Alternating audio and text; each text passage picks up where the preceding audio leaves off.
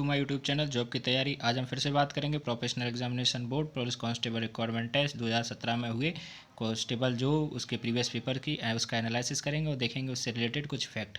अगर आपको मेरा वीडियो अच्छा लगे तो प्लीज़ लाइक सब्सक्राइब जरूर करें। चलिए हम स्टार्ट करते हैं। पहले देखते हैं हमारा पहला क्वेश्चन हमारे पास क्या आ रहा है। तो हमारा पहला क्वेश्चन है हमारे पास जो आरटीआई एक्ट है, आरटीआई एक्ट अधिनियम को किस दिन राष्ट्रपति की स्वीकृति मिली थी। तो इसका राइट आंसर अगर आपको पता है तो प्लीज़ अगर बताएं, अगर आपको नहीं पता है तो चलिए मैं आपको बता देता हूँ कि इसका राइट आंसर क्या होगा। तो इसका राइट आंसर होगा 15 जून 2005 को इसकी राष्ट्रपति की स्वीकृति इसको मिली थी। आरटीआई एक्ट क्या है? राइट टू इन्फॉर्मेशन एक एक्ट है जो सूचना का अधिकार भारत के प्रत्येक नागरिक को दिया जाता है। मतलब भारत का कोई भी नागरिक हो, अगर भारत के किसी भी सरकारी संस्थान से सूचना मांगता है कि बताइए कि भाई आपका जो प्रशासन है, आपका मैनेजमेंट है, कैसे वर्क कर रहा है और इसमें कितने कर्मचारी हैं, उनका पैसे का लेखा जोखा, या आपके द्वारा आवंटित किसी भी टेंडर की जानकारी लेना, जैसे भी आप उसकी सूचना जा सकते हैं वो आप ले सकते हैं। इसमें सिर्फ किसी को हटाया जा सकता है, किसी की संस्था की गुप्त सूचना। इससे मतलब कि जैसे कि आर्मी, रक्षा विशेषज्ञ, रक्षा मुद्दे मामले हैं उसमें आप इसको सूचना क्षेत्र से बाहर रखा है, बाकी आप अन्य किसी भी क्षेत्र में सूचना का अधिकार आप ले सकते हैं। अगर हम हमसे पूछा जाता है कि बताइए कि इसको कब लागू किया गया था, तो अगर लागू की बात करते हैं तो ये लागू हुआ था 12 अक्टूबर 2005 को। 12 अक्टूबर 2005 को इसमें भारत के संपूर्ण हिस्से में इसको लागू कर दिया गया था। ठीक है, 2005 में जम्मू कश्मीर को छोड़ के 12 अक्टूबर 2005 को इसको संपूर्ण भारत में इसको लागू कर दिया गया था। और अगर हमसे पूछता है राष्ट्रपति की स्वीकृति कब मिली थी, तो राष्ट्रपति की स्वीकृति इसको 15 जून 2005 को मिली थी। ठीक है फ्रेंड्स, चलिए हम नेक्स्ट क्वेश्चन देख लेते हैं। हमारा नेक्स्ट क्वेश्चन है कृषि अवशेषों से सीएनजी बनाने वाला भारत का प्रथम जैव सीएनजी प्लांट कौन से राज्य में स्थित है। तो इसका राइट आंसर आप फ्रेंड्स क्या होगा? इसका राइट आंसर होगा महाराष्ट्र। महाराष्ट्र कैसे होगा इसको हम एक बार देख लेते हैं।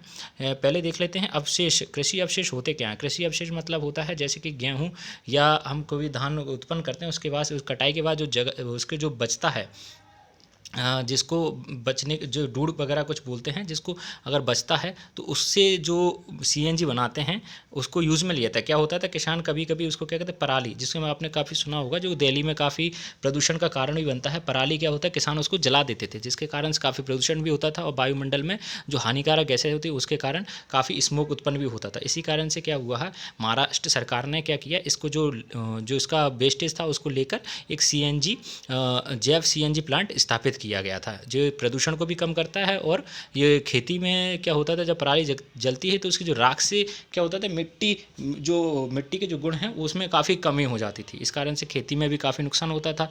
इसी को ध्यान में रखते हुए भारत सरकार ने ये पहला कदम उठाया है और अपने यहाँ पर भारत का पहला जैव सीएनजी प्लांट स्थापित किया है। ठीक है फ्रेंड, चलिए नेक्स्ट क्वेश्चन देख लेते हैं। नेक्स्ट क्वेश्चन हमसे क्या पूछता है। हमारा नेक्स्ट क्वेश्चन है भारत के गृह मंत्री कौन है, मतलब who is the home minister of India. तो इसका राइट आंसर कौन सा होगा? इसमें से कोई ऑप्शन नहीं है। हमारा राइट आंसर अभी होगा, जो वर्तमान में अभी 2020 की बात करें तो वो कौन है अभी, वो हैं अमित शाह जी। अमित शाह हमारे भारत के गृह मंत्री वर्तमान में अभी हैं। अगर हम बात करेंगे राजनाथ सिंह की, तो राजनाथ सिंह कौन है? तो राजनाथ सिंह अभी वर्तमान में हमारे रक्षा मंत्री हैं। अगर हम बात करेंगे नितिन गडकरी जी की, तो नितिन गडकरी अभी सड़क एवं परिवहन मंत्री जो होते हैं वो हैं। ठीक है फ्रेंड्स, चलिए अब नेक्स्ट क्वेश्चन देख लेते हैं। हमारे पास नेक्स्ट क्वेश्चन क्या है। चलिए हमारा नेक्स्ट क्वेश्चन है, वह प्रधानमंत्री कौन है जिनका सबसे लंबी अवधि का कार्यकाल रहा है। तो इसका सही आंसर कौन सा होगा फ्रेंड्स? इसका सही आंसर होगा जवाहरलाल नेहरू जी। तो जवाहरलाल नेहरू भारत के जो प्रथम प्रधानमंत्री भी रहे हैं, उनका सबसे लंबा कार्यकाल रहा है। उनका कितना लंबा रहा है? उनका रहा है 16 वर्ष और 286 दिन, 16 ईयर्स 286 डेज। ठीक है फ्रेंड्स, उसके बाद अगर हम नेक्स्ट पूछे, अभी हमसे कभी पूछ रहे हैं सब दूसरे नंबर पर करण है, तो दूसरे नंबर पर कौन थी? वो थी इंदिरा गांधी जी। इंदिरा गांधी जी थी, उनका दूसरे नंबर पर सबसे लंबा कार्यकाल था, उनका था 11 वर्ष 59 डे, मतलब 11 ईयर्स एंड 59 डेज़ का उनका ये कार्यकाल रहा था। अगर हमसे पूछता है तीसरे नंबर पर किसका है, तो तीसरे नंबर पर हमारे मनमोहन सिंह जी हैं, जिनका कार्यकाल कितना रहा था? उनका कार्यकाल रहा था 10 वर्ष का। ठीक है फ्रेंड, चलिए हम नेक्स्ट क्वेश्चन देख लेते हैं। नेक्स्ट क्वेश्चन हमसे क्या पूछ रहा है।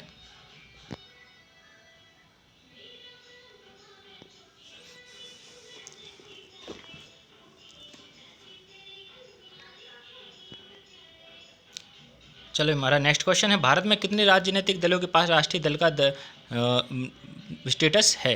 तो हमारे पास अभी वर्तमान अगर हम 2020 की बात करते हैं तो 2020 में अभी कितने दल हैं जो भारत में राष्ट्रीय दल का दर्जा प्राप्त रखते हैं, तो वो अभी 8 हैं। वर्तमान में कुल 8 ऐसे दल हैं जो इसमें राष्ट्रीय दल का स्टेटस रखते हैं। उसमें अगर हमसे पूछ लिया जाता है, कभी कभी हम जनरल नॉलेज की बात करते हैं कि अगर किसी दल को राष्ट्रीय दल का अगर दर्जा मिला है तो वो मतलब किसके अकॉर्डिंग दिया जा सकता है, तो इसमें अगर हम देखेंगे तो पहला रूल होना चाहिए उसके लिए, पहला नियम होता है कि उसको भारत के अलग अलग हिस्सों में जो भारत लोकसभा की सीटें हैं उसमें से 2% उसको सीटें लेनी आवश्यक हैं। अगर 2% सीटें लेता है तो वो उसका एलिजिबल है। अगर हम सेकंड देखेंगे, वही सेकंड एलिजिबिलिटी क्या है उसको राष्ट्रीय दर्जा प्राप्त करने के लिए, तो उसको होगा कि 4 या 4 से अधिक राज्य में जो उसकी वहाँ की विधानसभा सीटें उसमें 6% सीटें लेना आवश्यक है और लोकसभा की 4 सीटें लेना आवश्यक है। मतलब 4 से ज़्यादा राज्यों में उसको क्या करना पड़ेगा, 6% सीटें तो उसको वहाँ की विधानसभा सीट की लेनी पड़ेंगी और 4 सीटें हैं जो लोकसभा सीट की वहाँ पे लेनी पड़ेंगी। मतलब 4 राज्यों में 4 से ज़्यादा उसको लोकसभा की सीटें लेनी पड़ेगी। अगर आप मान लीजिए, और तीसरा पॉइंट है उसका कि उसको 4 से अधिक राज्यों में राज्य के दल का मतलब होना चाहिए, राजकीय दल का दर्जा प्राप्त होना चाहिए। मतलब अगर हमने तीनों पॉइंट देख लिए हैं, जैसे कि उसको 2% तो अलग अलग राज्यों में लोकसभा की सीटें होना चाहिए, 4 से अधिक राज्यों में 6% जो विधानसभा सीटें और 4 सीटें लोकसभा की होनी चाहिए और 4 से अधिक राज्यों में उसको राजकीय दल का दर्जा प्राप्त होना चाहिए। अगर ऐसी सब चीज़ें, ये सारी क्राइटेरिया अगर वो पास कर लेता है कोई भी दल, तो उसको हम क्या कहते हैं, राष्ट्रीय दल का दर्जा प्राप्त दे देते हैं। मतलब उसको ये कौन देता है, ये भारत का जो चुनाव आयोग है उसमें उसको ये दर्जा प्राप्त हो जाता है। अगर हम बात करेंगे भारत में अभी कितने राष्ट्रीय दल हैं जो उनको दर्जा प्राप्त है, तो इसमें अभी हमारी बताया मैंने आपको कि वो अभी कितने हैं, 8। अभी 8 ऐसे दल हैं जिनको राष्ट्रीय दल का दर्जा प्राप्त है। चलिए फ्रेंड नेक्स्ट क्वेश्चन देख लेते हैं। हमारा नेक्स्ट है, सर्वोच्च न्यायालय के न्यायाधीशों को किसके द्वारा हटाया जा सकता है। तो इसका सही ऑप्शन क्या आएगा फ्रेंड्स, इसका सही ऑप्शन आएगा संसद द्वारा।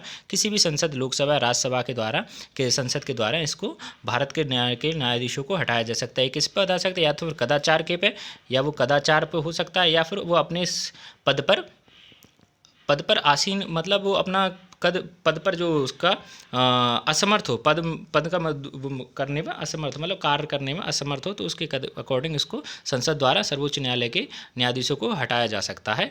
ये इसमें हम देख सकते हैं। चलिए फ्रेंड नेक्स्ट क्वेश्चन देख लेते हैं। हमारा नेक्स्ट क्वेश्चन, सतीश धवन अंतरिक्ष केंद्र कहाँ पर स्थित है। तो ये कहाँ पर है, ये कहाँ पर फ्रेंड है, ये है, इसका सही आंसर होगा श्रीहरिकोटा। एक श्रीहरिकोटा जगह है, ये कहाँ है, आंध्र प्रदेश में। जो चेन्नई है, जो चेन्नई से 80 किलोमीटर दूर है, एक टापू पे स्थित है। इसको 2002 में जो इसरो के वैज्ञानिक थे सतीश धवन जी, उनके नाम पर श्रीहरिकोटा को ही अब क्या कर दिया गया, सतीश धवन अंतरिक्ष केंद्र बना दिया गया है।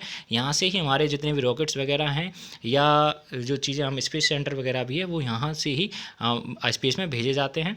तो भारत का जो अंतरिक्ष केंद्र है वो किसका नाम क्या है, सतीश धवन, और ये कहाँ पर है, श्रीहरिकोटा। एक टापू है जो पुलिकट लेक, आपने सुना होगा नाम, उसी के आसपास ही स्थित है। और ये मान लीजिए कि हम कभी कभी आता है कि भाई वहाँ ही क्यों स्थापित किया गया है, तो इसका मेन रीज़न रहता है एक तो लोकेशन एक इसकी बेस्ट है, क्योंकि ये पूर्व से पश्चिम की जब पृथ्वी घूर्णन करती है तो अगर हम किसी रॉकेट को अगर प्रक्षेपण करते हैं तो उसमें एक सहायता मिलती है, और ये भूमध्य रेखा के बिल्कुल नज़दीक भी है ये पॉइंट, इसलिए हमने इसको चूज़ करने का मेन रीज़न ये रहा है कि श्रीहरिकोटा को हमने इसके लिए स्पेस सेंटर बनाने के लिए इसको चूज़ किया। 2002 में इसमें क्या हुआ था, ये श्रीहरिकोटा जो स्पेस सेंटर इसका पहले नाम था उसको बदल के क्या कर दिया गया था, जो इसरो के वैज्ञानिक थे सतीश धवन जी, उनके नाम पर इसको रख दिया गया था। ठीक है फ्रेंड, चलिए नेक्स्ट क्वेश्चन देख लेते हैं।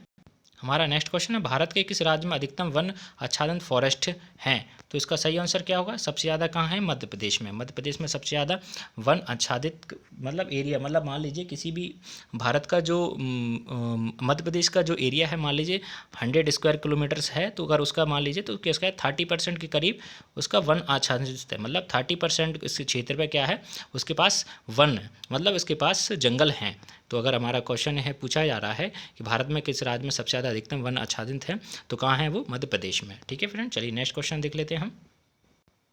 हमारा नेक्स्ट क्वेश्चन, भारत के संविधान का कौन सा अनुच्छेद जम्मू कश्मीर को विशेष स्थिति प्रदान करता है। विशेष मतलब स्पेशल स्टेट, स्पेशल स्टेट कौन से अधिनियम में इसको दिया है? 370। आपने काफ़ी बार 370 का नाम सुना भी होगा, अभी रिसेंटली काफ़ी न्यूज़ में भी रहा था।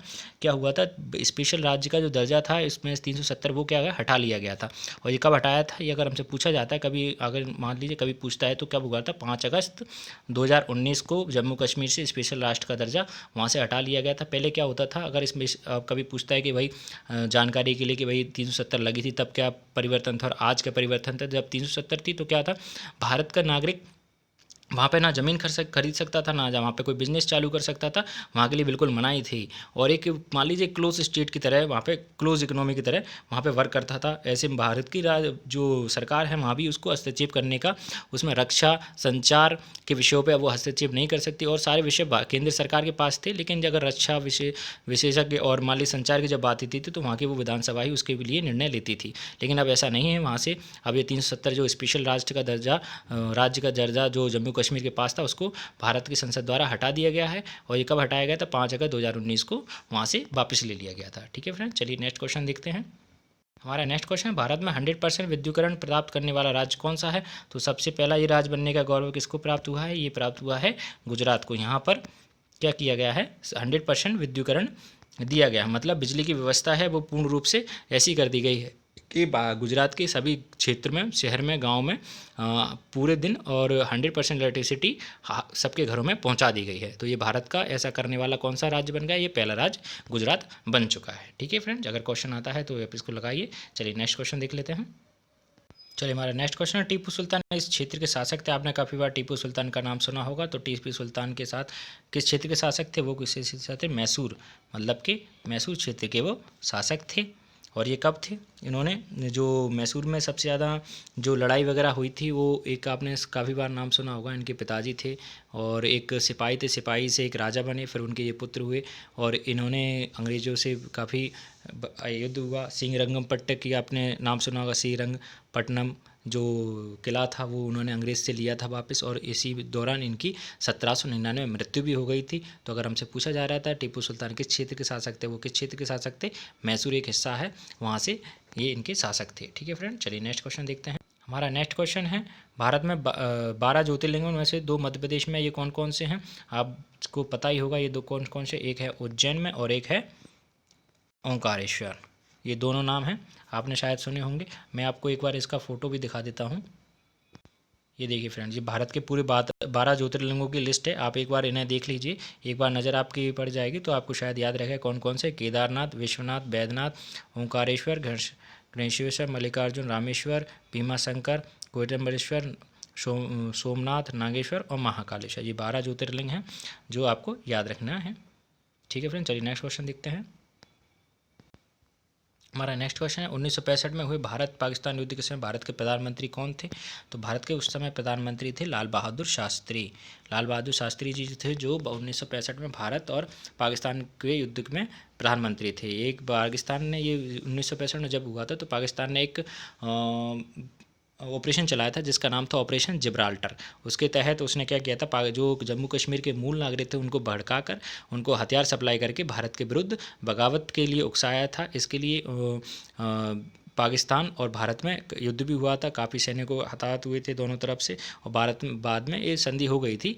परंतु ये काफ़ी बड़ा युद्ध माना जाता है भारत और पाकिस्तान। भारत अगर हमसे कभी कभी पूछ लेता है कि भारत और पाकिस्तान के बताइए कितने युद्ध लड़े गए हैं, तो भारत और पाकिस्तान के बीच अभी तक 4 बड़े युद्ध लड़े गए हैं। एक तो 1947 में, 1965 में, एक बार याद कर लीजिए, 1947 में, 1965 में, 1971 में, और जो रिसेंटली हुआ था 1999, जो कारगिल युद्ध के नाम से भी जाना जाता है। ठीक है फ्रेंड्स, ये 4 बार भारत और पाकिस्तान का युद्ध हुआ था। ठीक है, चलिए नेक्स्ट क्वेश्चन देख लेते हैं।